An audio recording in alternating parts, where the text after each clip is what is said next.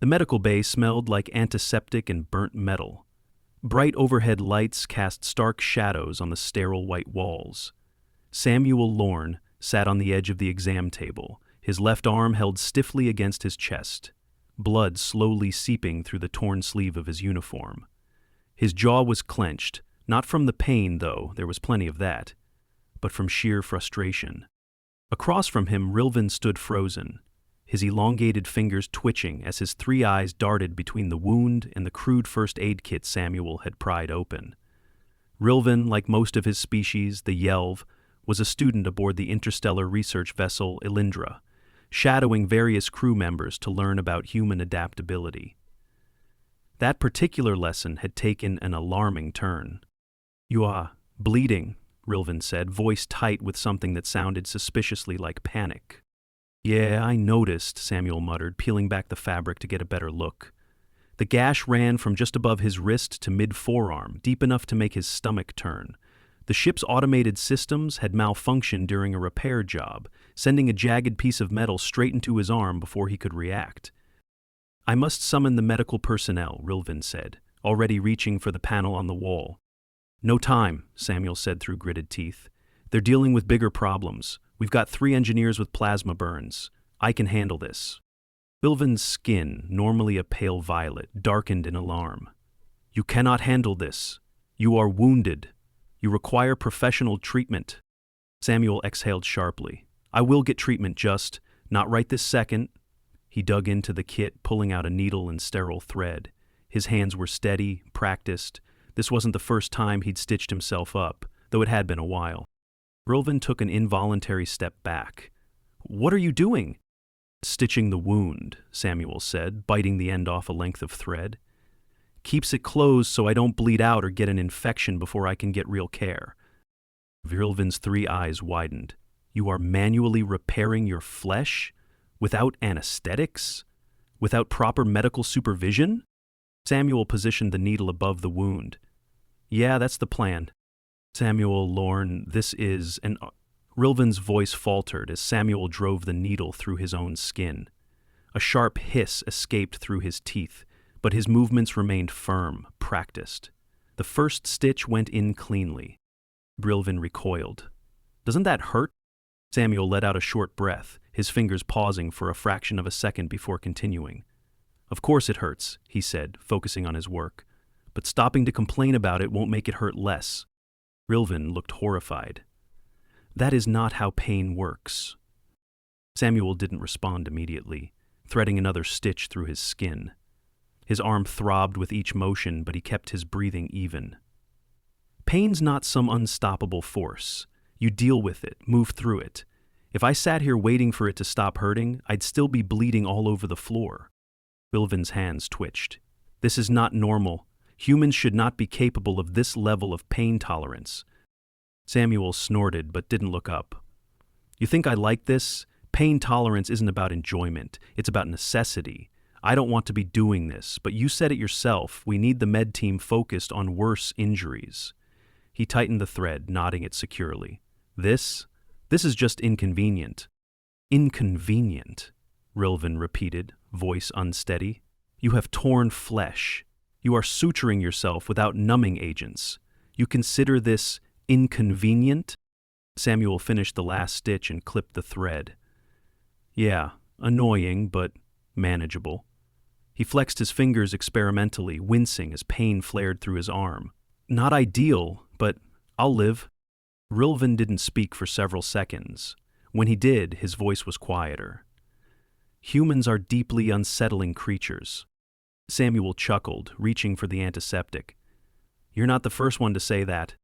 Samuel gave the stitches one last look before securing a bandage over them, ensuring the wound wouldn't reopen with movement.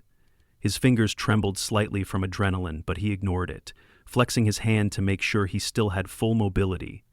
The pain was sharp but manageable, a background sensation rather than a debilitating one. He'd had worse. Rilven, however, had not moved. His 3 eyes remained locked on Samuel's arm, his expression unreadable. His species wasn't prone to exaggerated displays of emotion, but the rigid stillness of his posture made it clear he was struggling to process what he'd just witnessed. Samuel exhaled slowly and leaned back against the exam table, letting the tension ease from his shoulders. You good? Rilven's head tilted slightly, his voice quieter than before. I am uncertain. That makes two of us. Samuel rolled his shoulder experimentally. Never thought I'd be giving a crash course in field medicine to an alien today, but here we are. Rilven's fingers twitched again, his eyes flicking between Samuel's face and the blood-stained gauze discarded on the table. You spoke as though this was a common occurrence. For you. Samuel glanced at the bandage, then back at Rilven. Not an everyday thing, no. But humans deal with injuries all the time. When you live on a planet trying to kill you at every turn, you get used to patching yourself up until help arrives. Rilven made a low, uncertain sound. Your species is aware that medical intervention exists, yes? Samuel huffed a laugh. Yeah, we know, but sometimes you have to make do until you can get to it. If you're out in the middle of nowhere and something goes wrong, you don't just sit there and wait to bleed out, you do what you can. Rilven's skin darkened slightly, the Yelv equivalent of deep contemplation. And you do not fear making an error in treatment? Sure, but doing nothing is worse, Samuel gestured to his arm. This wasn't about perfection. It was about stopping the bleeding and keeping things together until real medical personnel can take over. Rilven shifted his weight slightly, his gaze lingering on the sutures. You perform invasive procedures upon yourselves because necessity dictates it. Pretty much. Silence stretched between them for several moments before Rilven finally spoke again. Your species is difficult to categorize. Samuel snorted. Yeah, I've heard that before. Rilven's fingers flexed in a slow, deliberate motion.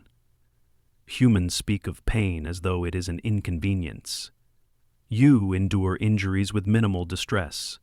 Your species has access to advanced medical care, yet you are trained to operate on yourselves if required. Samuel tilted his head. That's a pretty clinical way to put it, but yeah, that sounds about right. Rilven's posture remained rigid. This is not normal. For you, maybe. Samuel pushed himself off the exam table, careful not to jostle his arm too much. For us, it's just part of survival. Rilven watched as he tested his range of motion again, his expression unreadable. Your resilience is unsettling. I think. Rilven didn't reply immediately. Instead, his gaze remained fixed on Samuel's arm, as if trying to reconcile what he had just observed with his existing knowledge of human biology. I must study this further. Samuel groaned. Great. Another alien research project on human weirdness. Rilven blinked, all three eyes narrowing slightly. You are an anomaly. Yeah, humans are tough, we're adaptable, we do crazy things to survive. You're not the first alien to be baffled by it. Samuel carefully gathered the used medical supplies, tossing the bloodied gauze into the disposal unit. But right now, I need to find a clean uniform and check in on the engineers before I get dragged into another medical debate. Rilven's eyes followed him as he moved toward the door. I will be accompanying you. Samuel raised an eyebrow. To keep observing? To ensure you do not collapse unexpectedly from your inconvenient injury. Samuel rolled his eyes, but didn't argue. Fine, just try not to look so horrified when you see another human doing something questionable. We tend to get creative under pressure. Rilven hesitated. That is precisely what concerns me. Samuel stepped out into the corridor, rolling his shoulder to gauge the tension in his arm. The bandages held firm, and as long as he didn't do anything reckless, well, more reckless than what he'd already done, he'd be fine. Rilven followed, his steps unusually hesitant for someone accustomed to navigating a research vessel.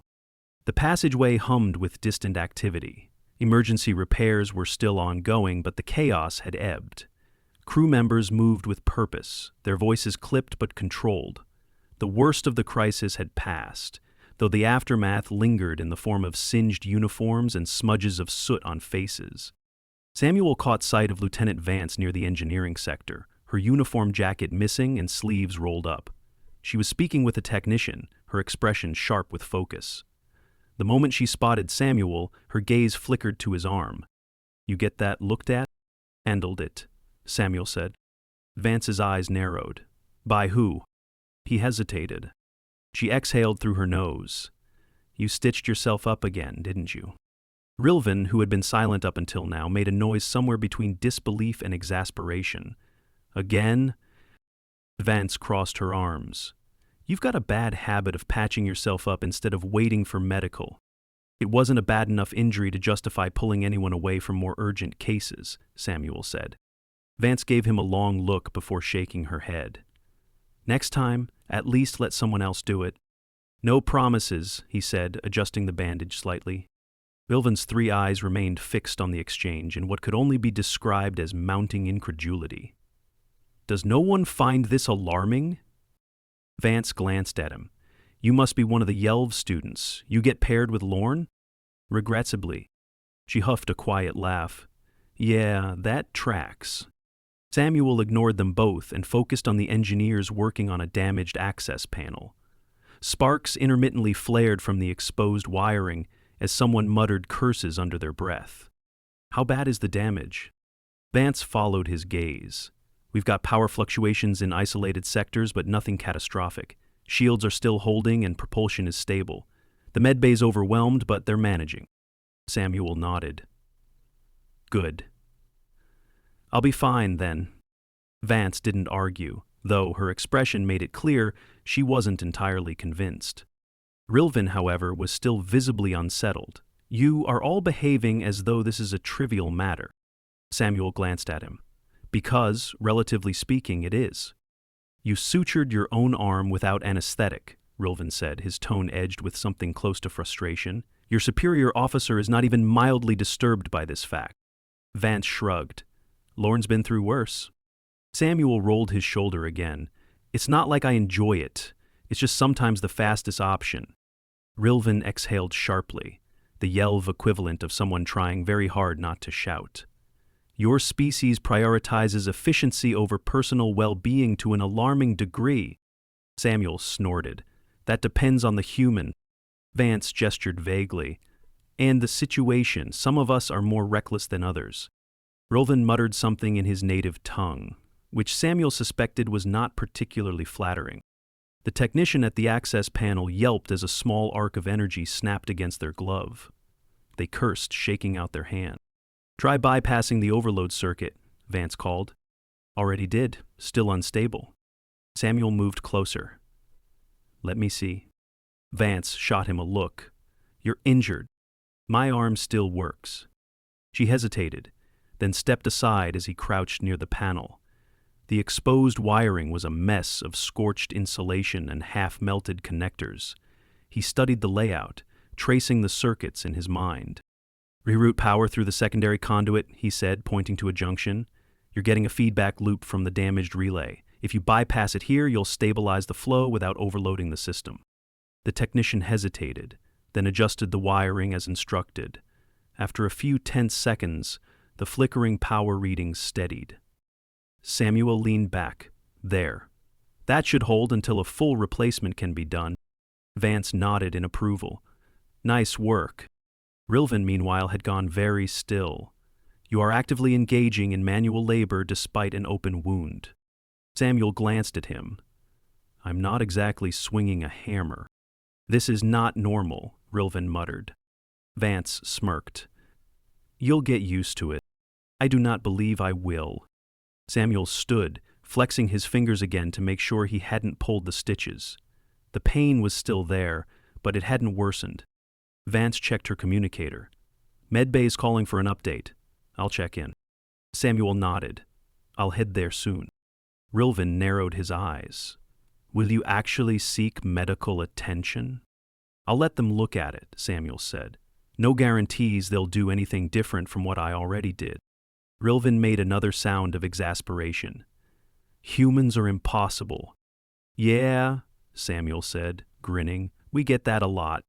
Samuel walked toward the medbay, Rilven trailing behind with the cautious steps of someone expecting another baffling human decision at any moment.